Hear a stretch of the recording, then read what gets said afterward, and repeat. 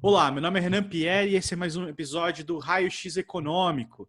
Toda semana aqui trazendo entrevista com algum economista ou com alguém que trabalha na área, com política pública, com ciência. E nessa semana eu estou conversando com a Alexandra Stromer Godoy. A Alexandra é doutora em Economia de Empresas pela Fundação Getúlio Vargas. Ela trabalhou por 7 anos no mercado financeiro, no Banco JP Morgan e atualmente professora da ESP-FGV e minha colega do PAI, o Departamento de Planejamento e Análise Econômica aplicados à administração. A Alexandra está lançando o livro Escolher Bem, Escolher Mal, pela editora Bestseller. Vai falar um pouco disso aqui hoje. Alexandra, seja muito bem-vinda. Obrigada, Renan. Obrigada pelo convite. Legal. Alexandre, você trabalhou no mercado financeiro, especialista em renda variável, energia, petróleo e gás, e agora está lançando um livro sobre escolhas e comportamento, de certa forma. Como é que foi essa trajetória e o que te levou a escrever esse livro? Foi uma transição grande, né, do mundo das finanças para a academia, mas desde que eu fiz meu doutorado, a minha área é economia comportamental, né, e eu sempre lecionei na GV, na Casa do Saber, temas relacionados à tomada de decisão. Então, o livro é uma tentativa de, assim, compilar quase que uma coletânea de ideias e ferramentas interessantes sobre esse tema, né? Então, ele transita aí da economia, a filosofia, a psicologia, a ciência da computação. Então, a ideia é trazer algumas ideias que possam ser interessantes e úteis para a tomada de decisão numa linguagem assim acessível, não técnica, sem jargão, de uma forma mais prática mesmo. E o título do livro é Escolher Bem, Escolher Mal. A minha pergunta é, o que é uma boa escolha? Bom, aí depende muito da área, né? Mas assim, é curioso que acho que uma das principais dificuldades que as pessoas têm na escolha é estabelecer quais os seus objetivos, né? Que para nós economistas, né, a racionalidade assim, é uma racionalidade assim, instrumental, né? Então a gente tem que agir de forma a otimizar aqueles objetivos que são dados, mas na prática não é assim, né? As pessoas têm objetivos conflitantes, que mudam ao longo da vida, né? A gente fica mudando lá a trave do gol de lugar toda hora, né? Então, alguns dessas trocas, desses trade-offs que elas têm que fazer são muito difíceis porque envolvem assim instâncias completamente diferentes, né? Então, agora no caso da pandemia, né? Então isso ficou bem claro, né? Então você tem objetivos econômicos, sociais, de saúde, psicológicos e tem até certos tabus, né? De ponderar uma coisa contra a outra, né? Então, quanto vale uma vida humana versus a economia, né? Então, essa questão toda de estabelecer os seus objetivos é talvez o maior problema e que fica um pouco fora aí da agenda dos economistas, né? Mas você falou agora da questão da pandemia, né? Então, quer dizer, em algumas cidades, infelizmente, o serviço de saúde colapsou e a gente viu aí médicos tendo que decidir quem intuba, quem não intuba, tendo que alocar o recurso num ambiente de escassez extrema. Como é que se toma a decisão numa situação dessa? Claro, essas decisões assim, né, essas situações completamente Difícil. extremas, eu não tenho. Na verdade, nenhuma decisão tem assim uma receita de bolo, né? Na verdade, acho que o livro é um pouco contra isso, né? Você não tem assim, siga as regras, etapas A, B e C, e aí a sua escolha vai ser boa, né? Mas eu acho que tem algumas coisas que a gente pode melhorar o nosso processo, né? Então, a primeira assim, uma parte importante do livro, ela é meio assim, tentar evitar armadilhas, vieses, né, entender as heurísticas que a gente usa para a tomada de decisão.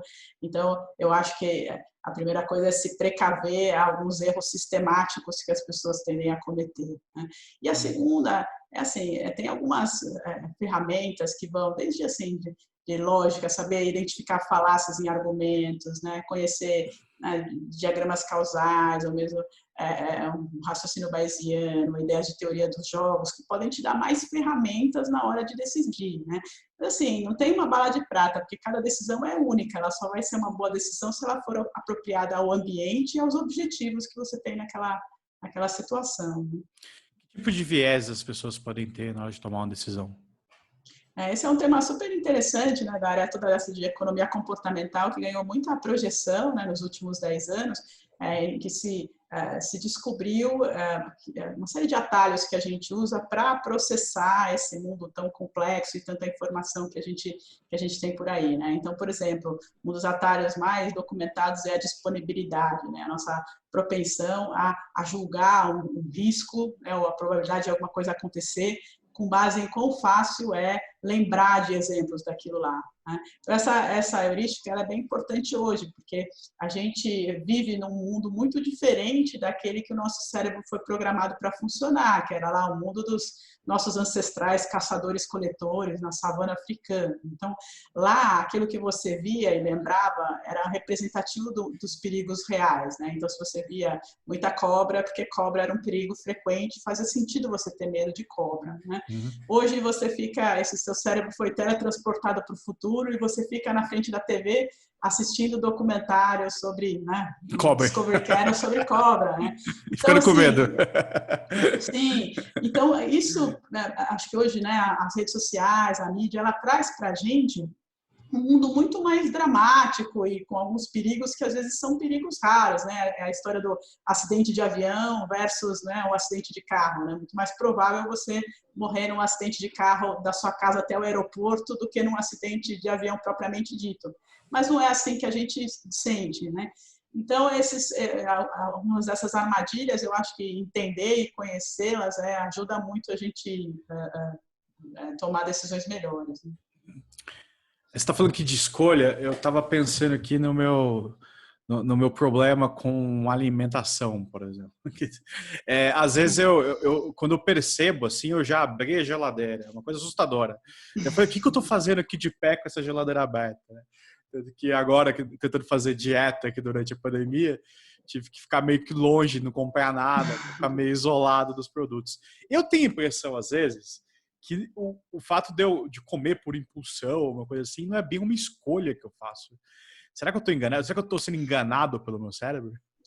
Na verdade, é curioso, não é só você, né? Então, a gente tem acho que todo mundo tem, parece que duas vozinhas dentro do cérebro, né? Então, tem o seu eu imediatista, né? Que quer aquele meio prazer momentâneo, e tem o seu eu de longo prazo, que quer, né, ser magro, saudável, né? Fazer tudo em dia, né? Responsável.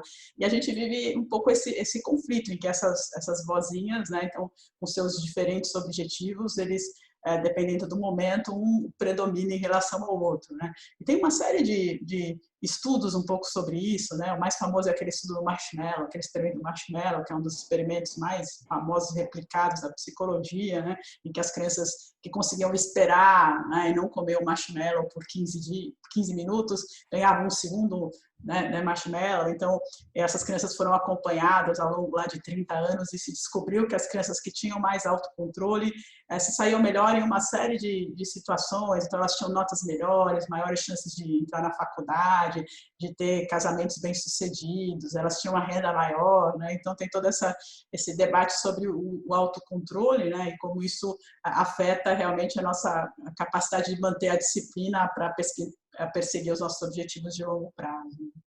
Então, mas esse é um ponto que eu fico me questionando. Quer dizer, a gente ensina a microeconomia com o indivíduo com um conjunto de preferências, ele tem as restrições, ele tenta fazer o melhor, atingir o máximo grau de satisfação aí, ou fazer as melhores escolhas de acordo com isso. Mas será que na prática as preferências são estáveis? Quer dizer, se você perguntar para mim, sei lá, agora, Renan, você deve comer um chocolate? Eu falo, acho que não. Né? Agora, se eu tiver com muita fome, talvez a minha percepção vai mudar, assim. Eu faço um planejamento alimentar ao longo do dia e aí parece que está tudo certinho, isso é o que vai me deixar mais feliz se eu seguir o planejamento alimentar, mas mesmo que cause frustração, às vezes você acaba dando a volta no planejamento e quebrando ele. As preferências, elas mudam, será? Não só as preferências podem mudar, né? Então tem esses seus dois eus, não necessariamente um só, né? Mas também a própria passagem do tempo às vezes faz com que a sua preferência se reverta. Então, por exemplo, se eu chegar na primeira aula e perguntar para os meus alunos, né? Imagina assim, daqui a 4 meses, na última aula do curso, eu vou dar para vocês um exercício, né? E o que vocês preferem? Passar 50 minutos fazendo exercício na última aula ou 60 minutos fazendo exercício em casa no dia seguinte da última aula? Então, todos eles vão optar por 50 minutos na aula e vão fazer essa escolha. Aí o tempo passa e a gente chega efetivamente na última aula e aí eu pergunto para eles, então, vamos fazer o exercício hoje, 50 minutos que vocês escolheram lá atrás, aí a preferência deles mudou em relação à mesma coisa. Então, agora eles querem mais um dia, não tem problema gastar mais 10 minutos, né? Então, hoje, os economistas comportamentais estudam esse tipo de reversão de preferência, preferência hiperbólica e tal. Então, tem alguma tentativa de modelar isso aí que pode ter implicações para várias coisas, da poupança ao mercado financeiro, né? Como você desconta de uma forma que não é o que a teoria tradicional prevê, né? Interessante isso. Às vezes eu fico pensando, quer dizer, será que em situações que as pessoas são mais treinadas a tomar decisões, ou mesmo no mercado financeiro, não é nessas situações que as pessoas deviam ser mais racionais? Será que o treinamento pode mudar o grau de acerto ou uma coisa assim das pessoas? Então, essa questão do treinamento, né, a maior parte dos psicólogos cognitivos aceita hoje que o nosso cérebro funciona de acordo com um modelo dual, né, em que dois sistemas, né, um intuitivo e um racional, coincidem ou convivem. Né. Os nomes mudam um pouco, é o sistema 1 e 2, rápido e lento, mente velha e mente nova, né, mas, em resumo, o que acontece é que você tem um sistema que ele é esse sistema mais intuitivo, em que ele é programado para ser muito rápido e fazer tudo aquilo que é instintivo ou foi automatizado pela prática. Então, por exemplo, se eu te falo assim, quanto é 2 vezes 2, a resposta brota na sua cabeça como que por mágica, né? Já se eu pergunto para você quanto é 362 vezes 19, o mesmo processo não acontece, né? Você consegue resolver essa segunda pergunta, mas a forma que você raciocina é diferente. Então, você tem que acionar o seu sistema racional, seguir uma série de etapas, né, conscientes e tal. E esse sistema racional, ele exige que você pague com uma moeda para usá-lo, que é a atenção, né? Então, por exemplo, por que provavelmente é mais provável você furar o seu regime no momento que você está mais estressado, no final do ano, com preocupações? Porque você tem que gastar um pouco daquela atenção que, em geral, você dedica para reprimir esses impulsos do seu sistema intuitivo com outras coisas com outros usos. Então, ele tem uma capacidade aí limitada. Então, voltando para a sua pergunta, né? Nas situações em que a gente consegue ser treinado, entre aspas, porque a decisão é de certa forma repetida e existem indícios que sinalizam assim, a informação. Por exemplo, imagina um simulador de voo, né? Então, o piloto ele pousa aquele avião no simulador muitas vezes e ele recebe aquele feedback automático até que ele automatiza aquilo lá. Então, essas são situações que o sistema intuitivo vai ser ótimo, né? Ele vai funcionar muito melhor que o sistema racional. Pegar uma bola, por exemplo, você treina e você faz aquilo sem esforço e de forma muito eficiente. Agora, outras questões que são novas, não repetidas, você não tem o feedback e não consegue, né, absorver esses indícios, aí o seu sistema intuitivo não vai funcionar bem. Então, por exemplo, pensar que no mercado acionário vai ter lá alguma informação que intuitivamente você vai conseguir processar para ter uma vantagem sobre os outros, não faz muito sentido, porque se tivesse esse tipo de informação, um monte de gente no mercado teria esse tipo de intuição e já teria tirado vantagem dela, né? Então, eu acho que é uma situação que é um pouco difícil imaginar que a intuição funcione tão bem. Quer dizer, se eu estou entendendo, o lado racional ele gasta mais energia, de certa forma, né? Então, seu cérebro, uma vez que ele repete as ações, ele passa, digamos, para o lado mais intuitivo, né? Você vai escovar o dente, você não fica pensando no que está fazendo, né? Você simplesmente vai lá e escova. Agora, se são situações novas, aí sim você tem esse gasto energético e vai precisar usar a racionalidade para tomar decisão. Um pouco disso? Isso. Então, nessas situações novas, né, que vai funcionar melhor o seu sistema racional, ele tem uma vantagem, né?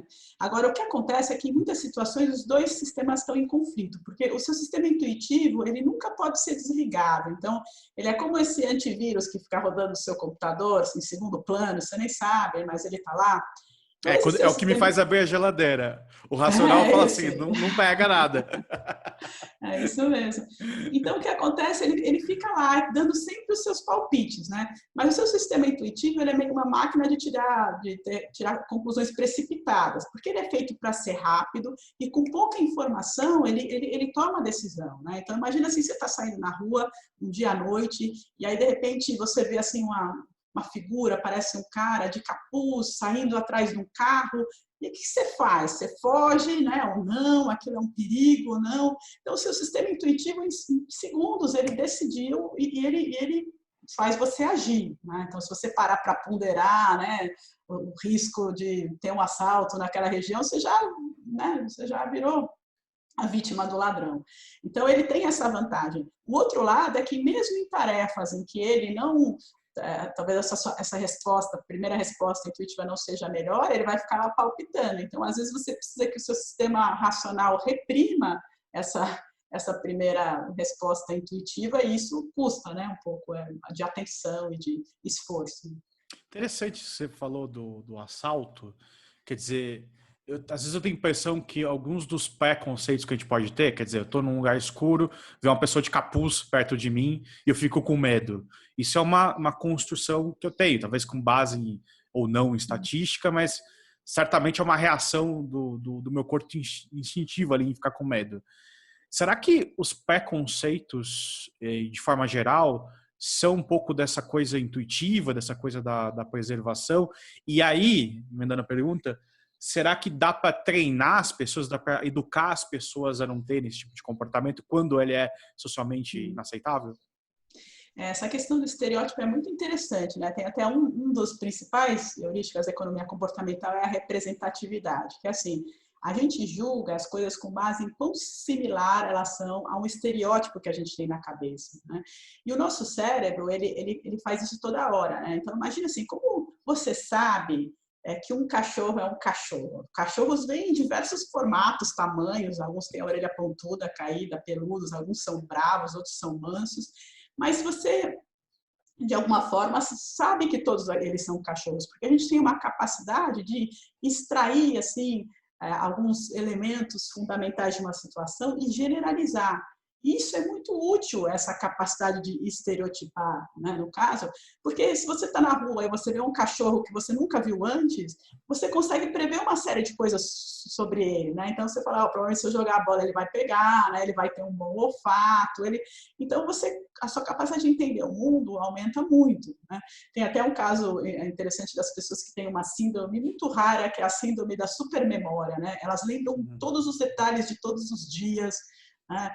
E isso, na verdade, é que a gente imagina que é uma bênção, né? Imagina nunca mais esquecer onde eu É a mesma deixei a coisa de chave. memória fotográfica ou não? Não é só a memória fotográfica, ela lembra realmente os acontecimentos, seria o Deve ser limite um da memória pesadelo isso. fotográfica. É um pesadelo, porque a pessoa que tem essa supermemória, ela não tem a capacidade de generalizar. Cada cachorro que ela vê é um cachorro diferente, porque ela grava as peculiaridades do cachorro, então o cérebro fica um pouco bagunçado, né? Então, assim, isso é para dizer que essa tendência de estereotipar, ela é um pouco a forma como a gente organiza o mundo, né? Que a gente consegue generalizar as coisas. Então, eu acho assim, a gente nunca vai conseguir se livrar totalmente desse funcionamento. Agora, é claro que tem alguns estereótipos que estão errados, né? Enviesados e nos levam a conclusões erradas. Agora, por exemplo, eu saio na rua à noite, pode ser que esse estereótipo realmente reflita o perigo real e ele tem um conteúdo informacional para o meu cérebro, porque ladrões geralmente usam capuz e saem à noite em ruas escuras, né? Ou pode ser que aquele meu estereótipo está errado porque eu fiquei vendo muito filme de suspense, né?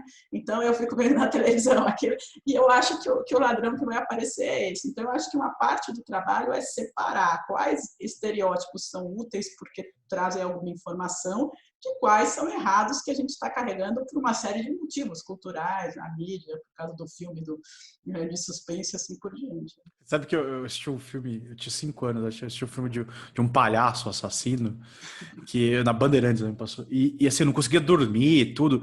E hoje eu vejo um palhaço, assim, eu sei que ele é legal, eu sei que ele não é um assassino, em geral, né, estatisticamente falando, mas eu fico com esse negócio aí, putz, é o palhaço tá ali.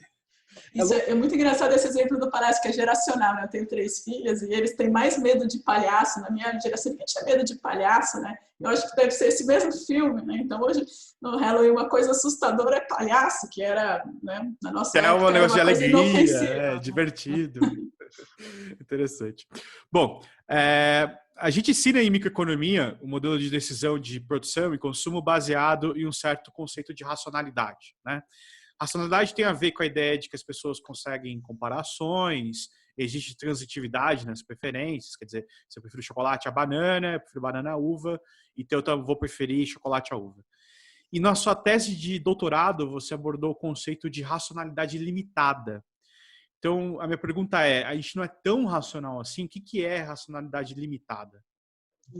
A racionalidade limitada, a ideia é o seguinte, é que o mundo, para ser perfeitamente racional, a gente consegue, ou exigiria que a gente processasse uma quantidade enorme de informações, né, e levantasse assim os prós e os contras de uma quantidade tão grande de cenários, que seria assim, não é factível na maior parte das situações, ou não vale a pena, porque é muito demorado e custoso, né? Então, tem um caso interessante, né? É que assim, tem um paciente do neurologista Antônio Damasio, que ele teve ele fez uma cirurgia no cérebro, né? E ele ficou com um efeito colateral um pouco curioso, né? Ele virou um indeciso patológico, né? Então esse paciente que ele chama de esse paciente, depois da cirurgia, você chegava para ele e perguntava assim, em qual restaurante você gostaria de jantar? E ele passava 40 minutos ponderando assim, os prós e os contras, falava, esse restaurante é bom porque não está tão cheio, mas se não está tão cheio, pode ser que é porque a comida não está boa, né? Caramba. Então, esse cara, ele chama de Elliot, né? Esse é o nome fictício desse paciente, ele é totalmente racional nesse quesito que a gente, de microeconomia, né, que a gente usa, que é a capacidade de listar os prós, de ponderar os prós e os contras de cada situação, os custos e benefícios, né? Mas o que faltava a ele, né, o Damasio descobriu, era um pouco algo que batesse na mesa e falava, olha, agora você tem que tomar essa decisão dentro de um tempo razoável e tal. E a tese dele é que quem faz isso é a emoção, né? Então, que a emoção, ela justamente complementa, né, esse processo racional, porque o Elliot, né, uma coisa que chamava atenção quando se analisava o caso dele, é que depois da cirurgia a vida dele virou uma desgraça total, né? Então porque ele ficou assim patologicamente indeciso, ele se divorciou, perdeu o emprego, estava morando na casa da mãe. Caramba. E ele contava tudo aquilo muito friamente, assim, não parecia, né, que ele estava vivendo aquela desgraça toda. Então ele ficou uma pessoa realmente desprovida de emoções, né? Um pouco o Sr. Spock, do Jornada nas Estrelas, né? Então, a gente acha que a emoção e a razão são coisas separadas, né? E que a emoção prejudica a decisão racional. Quando, na prática, a emoção ela tem uma função, né? Por exemplo, é a emoção que grava, né, na nossa mente quão bom uma coisa é, assim, que grava a utilidade, digamos assim, na nossa memória e permite a gente comparar coisas diferentes, né? Então é um pouco nessa linha. Você falou uma coisa que é interessante, quer dizer, a racionalidade full, assim, aquela pessoa que compara todas as cestas, todos os preços, as possibilidades, é uma patologia, né? Não, porque, pensa só, antes de você ponderar, né, antes de você utilizar uma decisão específica, você tem que também utilizar como você vai alocar o seu tempo entre as diversas decisões Sim. que você vai tomar, né? Então, tem algumas situações que vale a pena você gastar muito tempo porque elas são realmente muito importantes e outras não, né? E mesmo aquelas que são muito importantes, pensa assim, você quer fazer uma decisão uma escolha de carreira, né? Você está lá no ensino médio e quer escolher a sua carreira. Pensa as etapas que você teria que seguir para fazer isso de forma totalmente racional. Então, primeiro você teria que fazer uma busca e listar todos os possíveis empregos abertos para você, o que é, né, infinito, em tese. Aí depois você tem que fazer o que a gente chama de análise, que é prever as consequências e os resultados de cada uma dessas infinitas linhas de ação. E aí, por último, né, você ainda teria que escolher, né, e comparar de acordo com, assim, objetivos diferentes. Então, num você vai trabalhar mais, mas ganhar mais dinheiro, no outro você vai ter mais realização pessoal, mas vai ter menos horas de lazer. Então, como é que você põe tudo isso numa mesma balança, né? Então, é muito impossível fazer da forma precisa como a teoria prevê, né? Então não é só uma questão de acesso à informação, de informação assimétrica, quer dizer, eu não sei, eu não consigo decidir porque eu não tenho informação de qual produto é melhor. É uma questão cognitiva mesmo. Sim, é uma questão cognitiva. Claro, esses nossos modelos são todos simplificações um pouco, né? E tem algumas simplificações que funcionam muito bem, né? Então, não é que, né? Então, todos os modelos, como eles são imperfeitos, então a gente deveria jogar eles fora. Ao contrário, né? Eu brinco com os meus alunos, assim, que pensa o Waze, né? Quando você põe lá que você quer chegar, sei lá, de casa na GV, o Waze, ele é um modelo, ele simplifica muito a realidade, né? Na verdade, da realidade toda, ele só te diz assim, se é mão e contramão, qual é o caminho. Agora, toda aquela riqueza da realidade, né? Que são, sei lá, as ruas, as árvores, os pedestres, o motoqueiro, o buraco, isso tudo ele tira fora, né? E é justamente por isso que ele é um bom modelo, né? Porque ele simplifica a realidade e te dá só aquilo que você precisa, né? Pensa, por exemplo, pegar o metrô, né? Aquele mapa do metrô, ele não é nada realista, ele não é geograficamente realista, ele é muito simplificado para ser útil, né? O problema do modelo não está em simplificar a realidade, essa é uma qualidade, né? O problema está quando a gente simplifica tanto que o modelo prevê que o nosso consumidor vai fazer uma coisa, ele faz uma coisa muito diferente, né? Aí o modelo não tá funcionando porque ele simplificou algum aspecto essencial, digamos assim. Eu lembro alguns anos atrás, quando tava mais em voga, começando a ficar em voga a economia comportamental, eu lembro um colega falando assim, poxa, mas eu não preciso fazer um experimento para saber que a curva de demanda é negativamente inclinada. Essa é uma dedução lógica. Então, a minha pergunta é, quando que o modelo tradicional, digamos assim, que parte de uma dedução lógica, ele faz boas previsões e quando que o experimento pode agregar à análise? Na verdade, acho que tem ainda uma coisa, né, além, né? Nenhum economista sério acha que as pessoas que não cometem erro nenhum, claro, e que agem como aquele modelo. Na verdade, o modelo, assim, ele faz a melhor previsão possível, mas, né, todo mundo, né, assume que as pessoas desviam, né, e cometem seus erros. Eu acho que a diferença da economia comportamental foi tentar identificar alguns erros desses que são previsíveis, né? Então, quando a gente faz sempre o mesmo erro, eu consigo modelar esse erro, né? Eu consigo prever, antecipar, evitar. Então, eu acho que às vezes as pessoas falam, a economia comportamental diz que todo mundo é irracional. Não, né? Assim, em algumas situações você tem uma predisposição a um erro sistemático, então você é irracional de uma certa forma previsível, né? E aí tem um outro lado, né? Então, nos últimos 10 anos, a economia comportamental está super na moda, e aí tem muitos experimentos sendo feitos e tal. E aí hoje, talvez você esteja numa situação um pouco oposta, que você tem, assim, documentado uma quantidade imensa de vieses e heurísticas, e elas estão um pouco confusas, algumas são mais robustas do que outras, então eu acho que agora você está peneirando um pouco, assim, depois de uma certa excitação inicial, agora você vai separar assim, que experimentos realmente replicam e quais não, né? Então, agora, talvez uma maturação aí também da disciplina, porque tem eu acho que tem muitas coisas que não tem tanta consistência quanto se imaginou no começo. Interessante isso. Você está falando da racionalidade limitada. Quer dizer, se eu pegar um modelo algum modelo de teoria dos jogos que tenta prever os jogos repetidos, se vai ter coordenação ou não, a gente depende, dos modelos mais simples, pelo menos, a gente depende de repetições infinitas, né? E em alguns cenários você consegue forçar uma situação que não é equilíbrio de Nash, né? Uma situação cooperativa que vai trazer ganhos melhores para essas pessoas. Mas faz sentido falar em ponto de vista empírico, em uma temporalidade muito grande? Quer dizer, será que as pessoas conseguem prever várias rodadas de interação no futuro? Então, na verdade, tem duas coisas, né? Sobre esse jogo, né? Por exemplo, você está falando do dilema dos prisioneiros, né? São esses jogos em que você tem um conflito entre o interesse próprio e o bem comum, né? E que se você conseguisse que as pessoas coordenassem suas ações, elas chegariam num resultado melhor no longo prazo.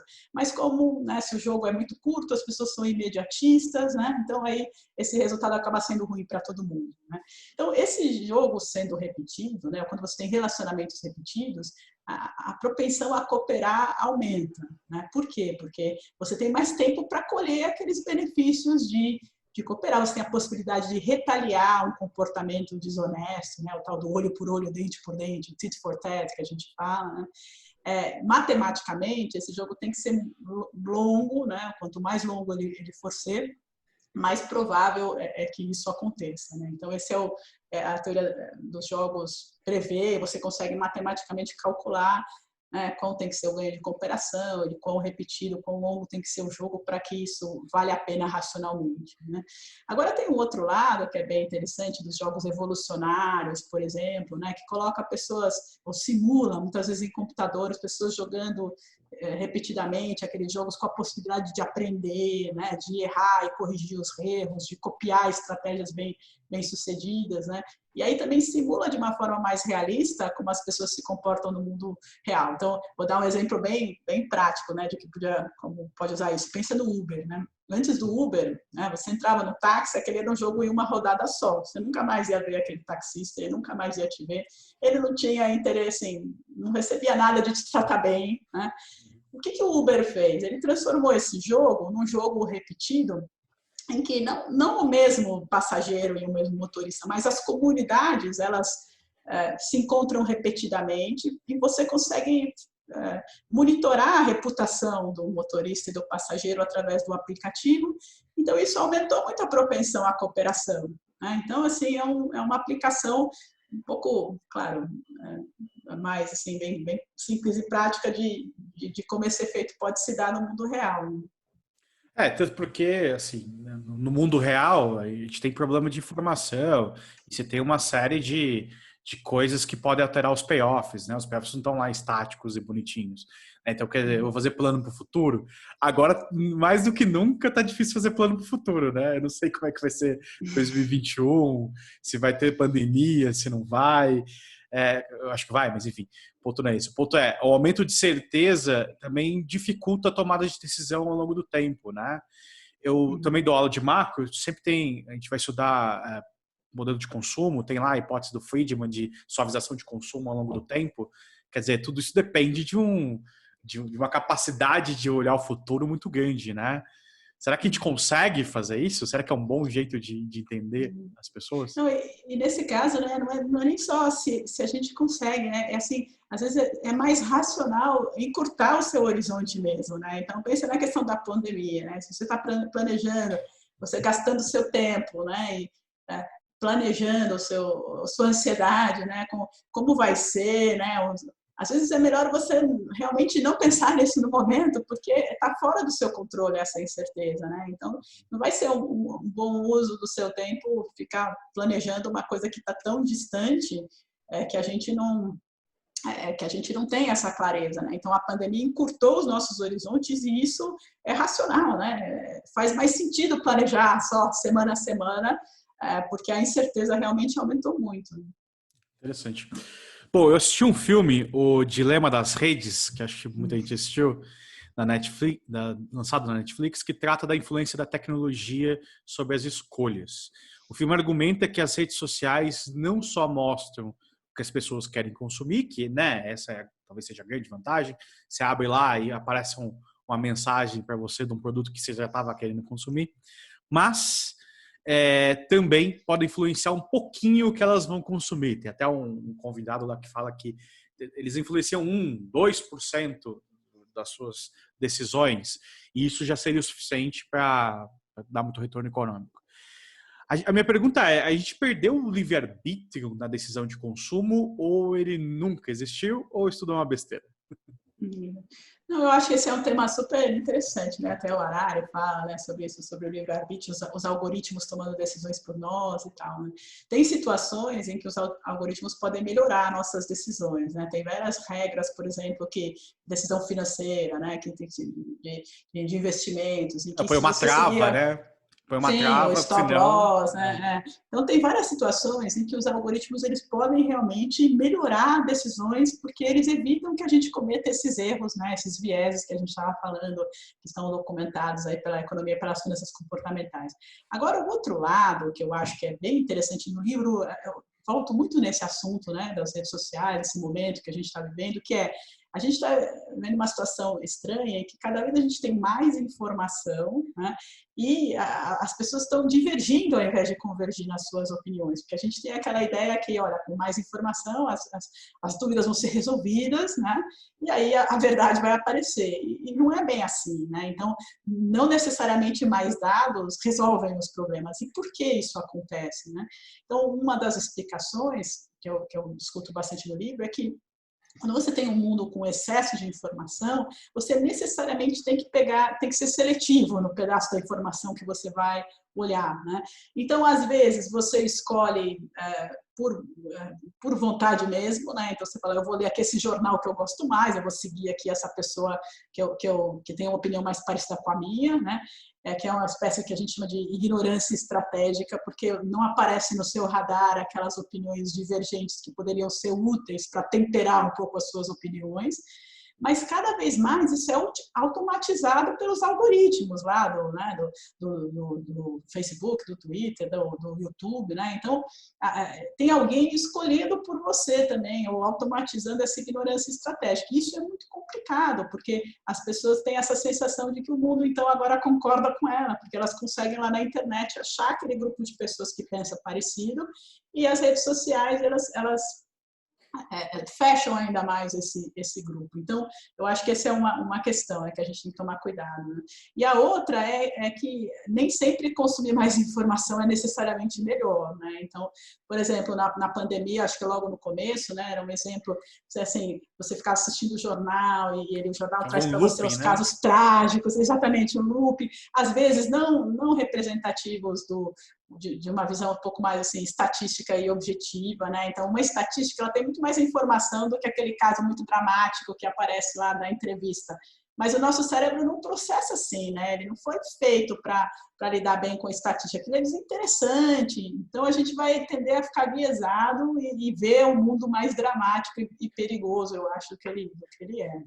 Interessante isso. Tem aquele filme, um filme que eu gosto bastante do Christopher Nolan, o Inception, A Origem, a tradução, que eles implantam sonhos nas cabeças, quando as pessoas estão dormindo, ideias, né? É possível implantar ideias nas pessoas? Obviamente não desse jeito, mas na rede social? Será que uma empresa consegue fazer a pessoa decidir diferente do que ela decidiria de acordo com o que ela mostra para ela? Eu acho que mais do que implantar uma coisa totalmente diferente na sua cabeça, o que eu acho que ele faz é pegar uma predisposição que você já tem e construir em cima daquilo, né? Então agora, né, nesse debate de todas as eleições americanas e tal, é difícil você mudar completamente a pessoa acreditar em A, né? Por mais poderoso que, né, o YouTube, o Twitter seja, ele nunca vai fazer você acreditar em B. Mas ele consegue pegar o Inception, né, a origem que já existe, né? E reforçar, alterar para lá e para cá. Então, eu acho que isso sim, né? As nossas crenças, elas têm um valor para a gente que não é só como um instrumento para tomar melhores decisões, né? Então, eu preciso ter uma crença realista sobre o mundo para decidir bem, né? Elas têm um valor porque elas fazem a gente pertencer, elas nos dão um conforto psicológico, né? Então, tem todos esses outros objetivos mais sociais, assim, que afetam aquilo que a gente acredita e tal. Então, eu acho que elas operam um pouco em cima dessa necessidade de aceitação, de pertencimento que a gente tem. Eu tenho a impressão hoje, olhando para a rede social, que a gente não debate mais, assim.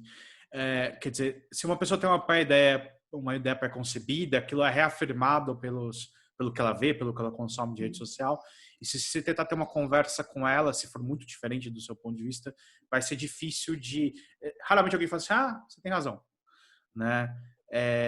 Isso é uma coisa nova, será? Quer dizer, será que isso tem a ver com a tecnologia? Cada vez mais a gente está cristalizando essas ideias porque a gente fica ganhando reforço desses argumentos o tempo inteiro? Não, Isso que você está falando tem o nome, né? O técnico é viés de confirmação, né? Então, o que é o viés de confirmação? Quando a gente já tem uma ideia, a gente vai olhando o mundo e a gente percebe, até inconscientemente, muito mais assim as informações, os dados que concordam com aquilo que a gente já acreditava antes e meio que varre para baixo do tapete toda a opinião divergência ou evidência divergente, né? Então, no livro eu trago alguns exemplos, assim, estudos de laboratórios que foram feitos que vão desde assim, sabe, as pessoas são a favor ou contra algum assunto mais polêmico, como a pena de morte, aí você dá para elas informações, os textos para ler, então você pega um grupo de pessoas que é a favor, um grupo que é contra, e você dá o mesmo texto para ler, com dados e informações para os dois lados, e cada uma delas grava aquilo que reforça a tese que ela já tinha antes, né? Isso não é novo, isso acho que é uma característica do ser humano mesmo, né? Então, esse nosso sistema intuitivo que forma uma opinião, a ambiguidade, a incerteza, ela nos angustia, então ele trabalha para evitar essa dúvida e para nos dar, né, a certeza que nos permite agir, né, de certa forma. O que eu acho que acontece agora, primeiro, a gente tem muito mais oportunidade de encontrar essas evidências que concordam com a gente por causa, né, das redes que abrem essa possibilidade grande de informação, então eu acho que isso sim. E a outra coisa é que, como isso é acentuado, as pessoas vão mesmo ficando mais polarizadas e aí acaba que não tem mais pontos de contato em que você consiga ter a conversa, né? Só o fato de você não estar presencialmente na frente das pessoas já parece que potencializa, né, a agressividade. Você tem algum grupo de WhatsApp, sabe bem isso, né? As pessoas escrevem coisas nos grupos de WhatsApp que acho que elas nunca falariam pessoalmente, né? Porque uma parte toda da nuance, assim, que a gente tem na conversa presencial, de ver, ela desaparece na rede social. Então, acho que isso agrava o problema. Razão, quer dizer, eu não consigo ver o gestual, simplifica, não sei se a pessoa está ficando magoada enquanto eu estou falando alguma coisa, às vezes é difícil interpretar o texto, né? A capacidade de comunicação ela é um pouco mais simplificada, né? Eu acho isso um problema, quer dizer, você vê movimentos aí de terra plana ou coisa do gênero, quer dizer, muita confirmação. Alguém lança uma ideia, parece que eu sempre acho, essas teorias da conspiração elas surgem com alguém tem um vídeo, grava um vídeo assim, manda pelo WhatsApp que ele descobriu uma grande coisa, né? E o que é incrível é que a gente vive um momento que esse tipo de informação ela acaba tendo o mesmo peso de que um físico, um doutor em físico explicando que a Terra não é plana. O que aconteceu com as nossas referências, será? Então, esse é um outro tema que eu trato bastante no livro, porque eu acho que uma parte do problema, né, é o seguinte, eu acho que a ciência não se comunica tão bem, né? Então, um pouco da ideia de escrever o livro foi assim, você tem que explicar um pouco para as pessoas comuns como que a ciência é feita e por que realmente ela nos dá um conhecimento que é superior a outras formas, né? Por que o estudo de Harvard vale mais do que a opinião da sua vizinha sobre a última dieta, né? Então, que a pessoa comum, o que ela qual é a experiência que ela tem, entre aspas, com a ciência? Ela sabe, um dia sai uma pesquisa que fala A, no dia seguinte fala B, então, sabe, na dieta isso é toda hora, né? Então, isso faz bem, aquilo faz mal, é a carne. Ele é vilão uma semana, aí na outra semana ele já é a melhor coisa que tem. Exatamente. Então a pessoa fica confusa, ela fala, olha, então ninguém sabe nada, né? E eu acho que qual é a ideia, o princípio da ciência, né? Ela é baseado na dúvida, tudo pode ser questionado, tudo é falseável, né? Só que, primeiro, o nosso cérebro, ele não funciona assim, isso é muito contraintuitivo, né? A gente não gosta da dúvida, a gente quer a certeza, a gente quer o cara que fala, eu sei que se você não comer ovo, você vai viver mais 10 anos, né? Então, quero 10 dicas para emagrecer amanhã. Isso. Então, assim, no campo da retórica, a ciência tem essa desvantagem, né? Uma segunda desvantagem que ela tem é que acho que ela nem sempre se comunica bem com a pessoa comum. Então, muitas vezes, ela tem todo um jargão, uma coisa assim né? Então, eu tento explicar um pouco, tem um capítulo no livro que explica, né? Como é que é a cozinha da ciência, como é que é feito um experimento, qual é a diferença entre um experimento, sei lá, um experimento correlacional, né? Com um experimento, né, randômico. Então, como que eu consigo saber as coisas? Porque se você parar para pensar, né, todo o conhecimento que você tem, ele é de segunda mão, né? Como é que você sabe realmente que a Terra gira em torno do Sol? Você não foi para o espaço e você não calculou lá as trajetórias lá de Kepler, Copérnico, não sei. você acreditou no que te falaram, né? Então, no final, essa questão é um pouco de defender quais são as boas fontes e as fontes ruins, né? Tem aquele, você viu aquele documentário A Terra é Plana, né, na Netflix? O cara faz lá o experimento dele. Então, a gente tem que também, eu acho, ter esse lado de convencimento e de explicar, né, que, na verdade, a ciência é mais um trabalho de detetive, de procurando indícios que vão num determinado sentido, né, às vezes devagar e tal, e menos um cientista doido no laboratório, eureka, e agora eu já sei tudo e provei alguma coisa. Não é assim na prática, né? Mas as pessoas não sabem muito bem. Você tem razão, quer dizer, a gente sempre dependeu de alguma figura de poder para convencer a gente de alguma coisa. Quer dizer, eu sei as coisas de física que eu sei porque o professor, que é uma pessoa que eu admirava na escola, ele me contou, ele me mostrou, ele tinha os argumentos, mas eu nunca refiz o experimento. Talvez as influências estejam ficando um pouco diferentes hoje, né? O mesmo peso, o mesmo canal do... Tem até um vídeo no Porta dos Fundos que é um cientista debatendo com o Juquinha e o Juquinha, e assim, a ideia era igualamos o nível da argumentação, o cientista tem que convencer o Juquinha e vice-versa, quer dizer, a gente está dando pesos iguais para referências que antigamente não tinham o mesmo peso, né? Porque, na verdade, a gente vive assim, uma grande sociedade em que a divisão do trabalho de conhecimento é enorme, né? Mesmo um cientista, ele vai ser especialista numa fatia fina do mundo, né? Então, acho que tem uma segunda, né? Em inglês eles falam da última milha, né? A segunda milha, a parte final é você realmente mostrar para as pessoas por que o conhecimento científico é superior, como é que se chegou àquilo, e por que ele funciona na prática e por que essa fonte ela é crível e aquela outra não. E que o nosso cérebro ele tem essa propensão à superstição, à teoria da conspiração, né?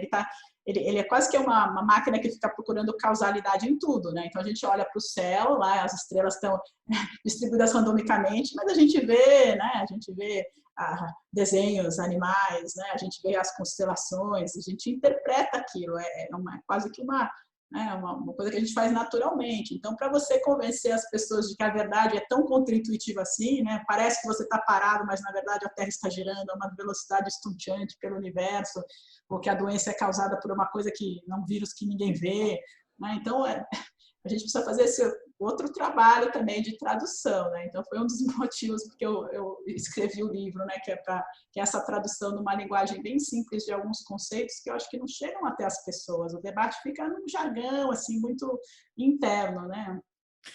A gente estava na escola de administração. Você acha que hoje, comparado a 25 anos atrás, 30 anos atrás, o administrador está mais preparado para tomar decisões, até porque tem esse arcabouço de Big Data e mais informação do que antes? Hoje, certamente, a gente tem mais ferramentas melhores e tal, mas, por outro lado, você também tem um ambiente de bastante incerteza, né? Então, e tem tem aquele paradoxo da escolha, né? Que às vezes você tem opção demais é o problema, né? Então, eu acho que tem muito isso hoje, né? A gente tem uma gama muito maior de opções para escolher. Antes as coisas eram mais simples porque o caminho era mais pré-determinado. Hoje até né, do próprio aluno que está lá, as escolhas que ele tem, né, são muito mais amplas. Isso traz uma certa angústia, né? O número de cenários que você tem que analisar é muito maior e o custo de oportunidade também, né? Porque toda escolha é uma troca, né? Então não existe almoço grátis, né? Toda escolha tem um custo. Então sempre aqueles caminhos que você deixou para trás, eles vão ser um custo de oportunidade para você. Então acho que isso em parte é o que gera um pouco da angústia, dessa sensação que as pessoas têm de estarem meio sobrecarregadas de decisões. Interessante isso, né? Quer dizer, que bom que temos mais opções para tomar decisão, para seguir o rumo da vida, para ser quem você quer ser, mas por outro lado, a chance de se frustrar também pode ser maior, né? Se não ter ali um caminho pré-definido. Isso vale para muita coisa, né? Sim, então a gente tem que aceitar, né, que isso não existe escolha sem perda, né? A escolha, por definição, é uma perda, né? Se você pudesse ter tudo, não era uma escolha, né? Então, lidar com todas essas perdas que a gente vai deixando pelo caminho, né, eu acho que é um dos problemas. Em geral, as pessoas mudam de emprego porque eu queria ter mais tempo. Aí, quando eu consigo o que eu queria, que era o tempo, eu começo a sentir falta do salário maior que eu tinha antes, e assim vai, né? Então, Não, a gente e a está busca sempre... por propósito, né? Ficou bem mais complicado de saber o que é isso, né? Exatamente. Eu acho bem interessante isso se estende para várias coisas. Eu vejo questão de casamento, por exemplo. Né? Então, que antigamente você tinha lá a igreja ou a família. A própria família, né? O meu avô casou com a minha avó porque eram vizinhos de fazenda. Né? E meio que as pessoas casavam ali na região mesmo. Né? Hoje em dia, não. Você pode ser quem você quer ser. Você pode casar com quem você quer ser, com quem você quiser, mas isso também pode gerar angústias, né? O Barry Schwartz tem um exemplo parecido, assim, bem mais cotidiano disso aí que você falou, que assim, o meu problema é quando antigamente eu ia comprar uma calça jeans, eu chegava, tinha uma loja, na loja tinha assim 2 modelos que serviam, eu comprava rápido a calça jeans e voltava para casa feliz com a minha escolha. Acompanha uma calça jeans. Agora tem 80 tipos, tem assim, aí eu sei, eu compro uma, tem outras 79 que eram melhores e alguma era mais barata. E aí, e a culpa é minha de não ter feito a boa decisão, porque elas estavam lá, né? Então, se eu não comprei a calça perfeita, o culpado sou eu, né? Então, é o tal do paradoxo da escolha. Você tem mais opção e você acaba mais insatisfeito. Tem até alguns estudos que mostram que quando você dá, por exemplo, você põe mais variantes no produto, tem uma, acho que no mercado financeiro, quando você oferece para a pessoa mais opções de fundos de investimento para escolher a partir de um certo grau, elas desistem do investimento. Né? Então você perde o cara e fala, A isso é muito tristeza é tão difícil. grande de pensar. Eu vou deixar meu dinheiro na poupança mesmo, porque é muito sofrimento. Faz sentido. Você falou uma coisa, liberdade de escolha. Claramente, se perguntar assim, é bom ter liberdade de escolha? Parece que sim. Mas a gente está vivendo um problema agora que tem a ver com a vacina, né? Então tem gente, já começou em um movimento anti-vacina. Eu li isso na escola sobre anti-vacina, eu achava aquilo bizarro. Falei, gente, que povo atrasado. E aparentemente voltou, né? Então, aparentemente tem um pessoal que está com medo, tudo da vacina. Isso pode ser um problema, já foi um problema na causa do sarampo, né? Isso pode ser um problema agora com o Covid. E discute-se o direito legal que a pessoa tem de não tomar vacina porque ela gera um impacto nos outros. Como é que fica essa coisa da liberdade de escolha? Os economistas chamam isso de externalidade positiva, né? Então, quando a sua decisão tem um efeito colateral sobre o outro, normalmente esse efeito colateral é negativo, né? Então, você fala, quando você dirige o seu carro, você polui o meio ambiente, isso prejudica outros que não participam da sua decisão, né? Por isso, uma externalidade. No caso da vacina, a externalidade é positiva, né? Então, se você se imuniza, você se protege, mas também protege outros à sua volta, né? E só que você, em geral, leva, na hora de tomar a decisão se você vai se vacinar ou não, você leva em conta os custos e benefícios para você, né? Então, a proteção que eu vou ter versus o risco que eu tenho de pegar o coronavírus e ter alguma complicação, né? O que eu acho que a gente tinha que é um caminho mais interessante de fazer, ao invés de, né, porque os dois lados agora eles estão só um gritando com o outro, né? Então eu acho que talvez uma forma mais produtiva de ver isso, que é como, né, a literatura de externalidade aborda esse assunto, assim, tem um motivo porque as pessoas têm seus medos e essa decisão individual que elas têm, tem um motivo porque nem sempre ela está alinhada com a decisão coletiva. Por exemplo, se você é muito jovem, a sua chance de ter uma complicação com o coronavírus é pequena, aí a comparação, né, entre o risco de algum efeito colateral da vacina pode ser diferente. Eu acho que, assim, primeiro, tem que ter uma coisa mais de comunicação, de explicar para as pessoas e abrir os dados, de dar transparência, para que elas criem a confiança na vacina. Eu acho que isso é fundamental. E não deslegitimizar o medo que elas têm, entender Sim, qual é daí o medo forma que de elas têm, explicar que não existe razão para o explicar medo, etc. isso, explicar, abrir os dados, ver, né? Isso eu acho que é uma coisa. E a segunda coisa, assim, existe efetivamente uma externalidade positiva. Então, pode ser, né, que a gente precise lidar com isso para que o resultado social seja melhor. Então, acho que tem esses dois pontos. Né? Quer dizer, você não precisa necessariamente passar uma lei e prender quem não se vacinar. Você tem toda uma literatura de nudge, de empurrões, né, que você pode induzir comportamentos socialmente aceitáveis, né? Isso, Bom, exatamente. esperamos que a gente consiga avançar nesse sentido. Eu queria perguntar uma coisa. Eu estava olhando no seu Lattes e eu vi um artigo que eu achei bem curioso aqui, tá? Que me diz respeito também. Quando eu comecei a dar aula, eu peguei no início do meu período de professor, foi quando também começou o uso mais ativo e desinibido de celular em sala de aula. No começo, eu confesso que me irritava, tá? Mas depois eu vi que era inevitável. Eu parecia lá como é que é? O Brigando com o Moinho de Vento. Esqueci, perdi a referência aqui. O Dom Quixote. Dom Quixote, obrigado. Você publicou um artigo com o Daniel Felizoni na Computers Education sobre a relação entre o uso celular pelos alunos e o desempenho acadêmico. Eu queria que você explicasse essa relação e eu queria saber hoje como é que... Se a gente aprendeu lá no Dilema das Redes que as redes sociais fazem tudo para a gente pegar o celular a todo momento, como é que a gente fica nessa história? Esse artigo tem uma história interessante, que o Daniel ele era um aluno, né, tá fazendo um trabalho de conclusão, e aí a visão dele era que essa, né, que assim, essa geração é mais multitarefa, que o impacto do celular ele não vai ser muito grande, que esse problema está meio assim, exagerado, né, no debate.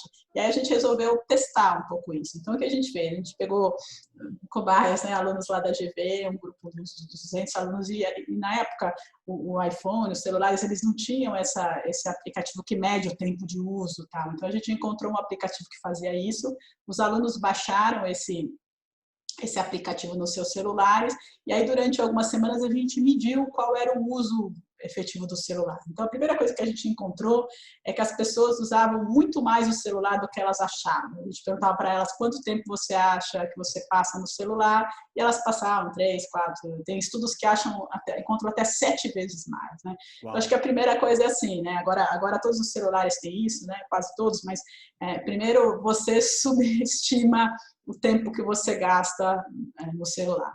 A segunda coisa que a gente fez foi assim, a gente pegou as notas desses alunos, né? E a gente controlou por algumas coisas. Então, por exemplo, a gente tinha o ranking que ele teve no vestibular, a gente perguntou para ele uma série de outros comportamentos que ele tem, e para tentar estimar se havia um efeito realmente do maior uso do celular na performance acadêmica. E a gente encontrou um efeito muito maior do que a gente esperava, né? Então, realmente, sim, o uso do celular parece, né, nesse nosso estudo, que foi feito na amostra da GV, correlacional, para ter suas limitações, mas de tudo a gente ficou surpresa com o tamanho do impacto que a gente encontrou do uso do celular na performance acadêmica dos alunos. Mas, bom, aí brincando não na aula, tá? Você falou do uso do celular da aula. Não é na aula, é na vida. Ao longo do dia todo.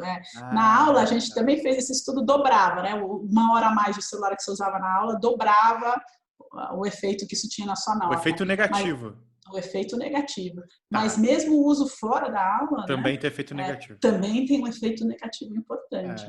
Não, eu acho que, assim, como você falou, é uma correlação, não tem uma análise causal, mas eu fico pensando aqui se talvez esse pessoal que fica mais tempo no celular é menos tempo dedicado à leitura, essas coisas, né? Eu mesmo, eu noto, às vezes quando eu vejo no YouTube lá o número de horas que eu fiquei, eu fico chocado, assim, negativamente. E eu percebo que hoje é mais difícil para eu parar e ler um livro do que era antes. Será que isso tem volta?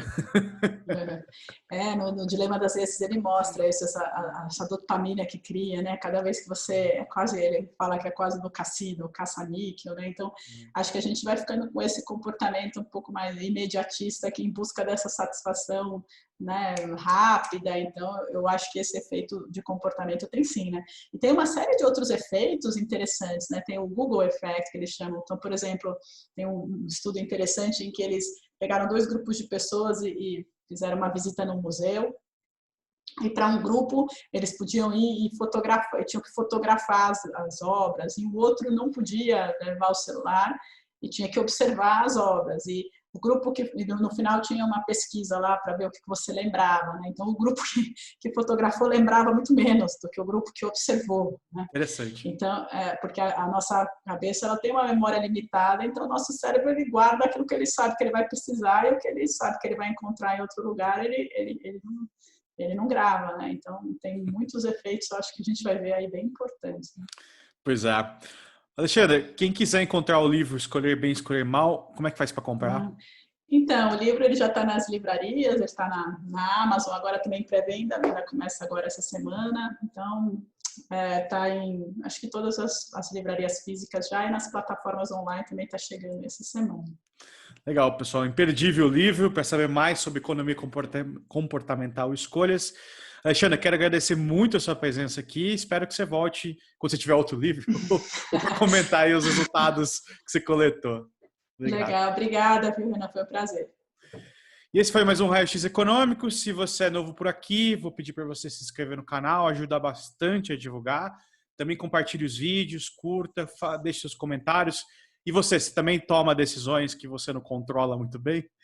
Comenta aqui para a gente saber um pouco mais sobre você. Valeu, gente. Até a próxima semana e um abraço.